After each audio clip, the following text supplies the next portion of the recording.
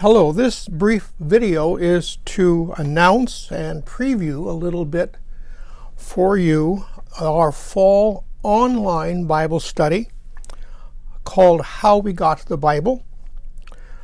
It will be a Bible study that will last actually fall and spring. In the fall, we'll study the Old Testament. In the spring and beyond, we'll study the New Testament and beyond up to the present time.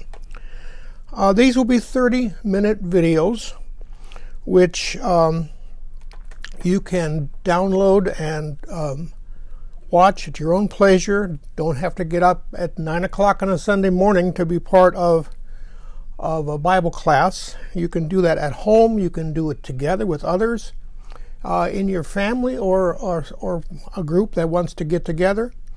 We hope to be able to produce these every week, probably coming out on a Tuesday, and then they're just available for that week.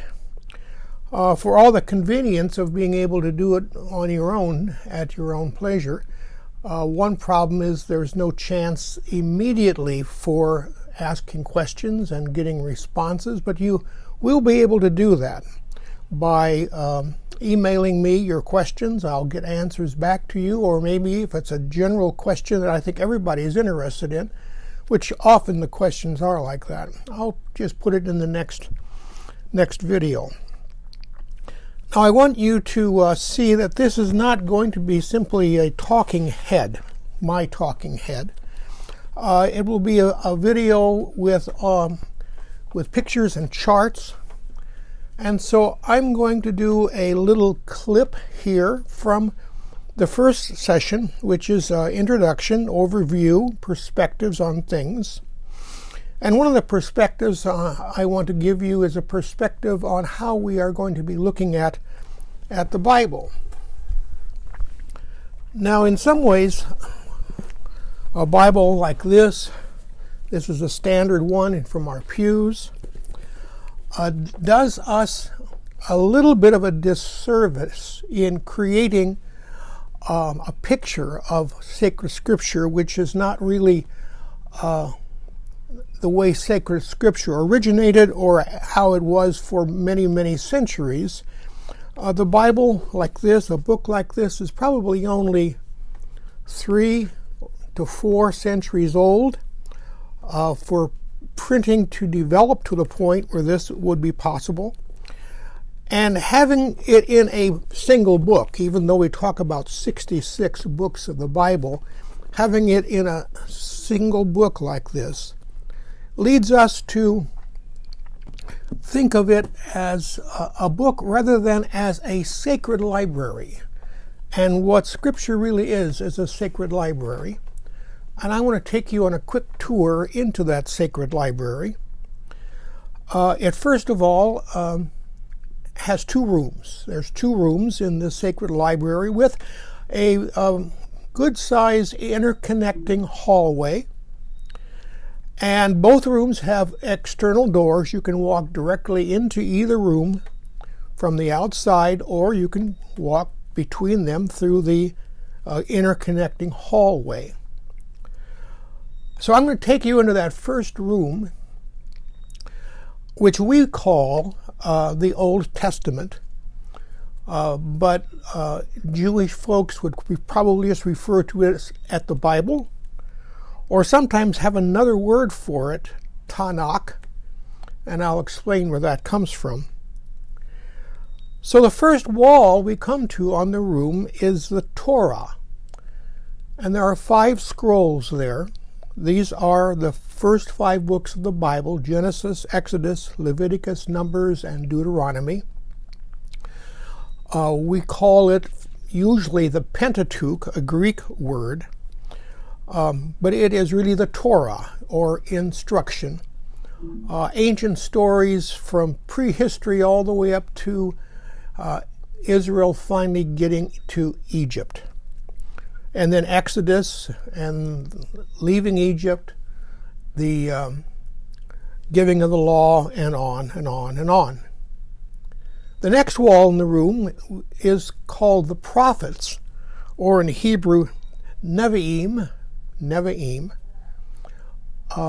And here we have 8 scrolls arranged in 2 sets. The first are called the former prophets, and that would be Joshua, Judges, Samuel, and Kings. We think of those as history, but they really are stories of prophets who did not leave behind great volumes of written literature. But they also are written from a historical point of view and take us from the time of settling into the land of Canaan all the way to the Babylonian captivity. The second 4 scrolls in the sets are called the latter prophets, and these are ones we recognize as prophets. The prophet Isaiah, the prophet Jeremiah, the prophet Ezekiel. And then the 4th scroll is called the 12. We often refer to them as the minor prophets because their literature is short and all 12 can fit on a single scroll.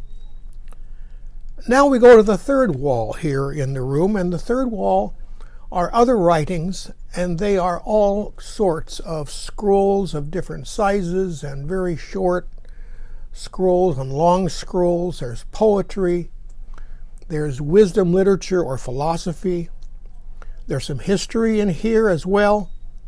There are stories like the story of Esther or the story of Ruth. All of that and more are part of the other writings, so much that some of those writings tumble into that interconnecting hallway. And we'll talk about that as well when we get into the course. So folks, that's kind of an idea of what a class portion would look like with illustrations and materials like that. There will be charts as well. We will have binders like this prepared. They are prepared and available to pick up at church, or you could have a friend pick it up for you and bring it to you, or you could just drop us a line or a phone message and say, would you please send it out? It'll have all the notes in there for the entire fall, so we won't be adding to it week by week by week. It'll all be there for the entire fall, and you can keep reviewing it or look ahead to see where we're going as we move along. So with that then, let me once again say we hope to have our first video Bible class up by the 15th of September, and would certainly invite you to consider being part of it and even gathering your family and your friends together around it week by week. Thank you.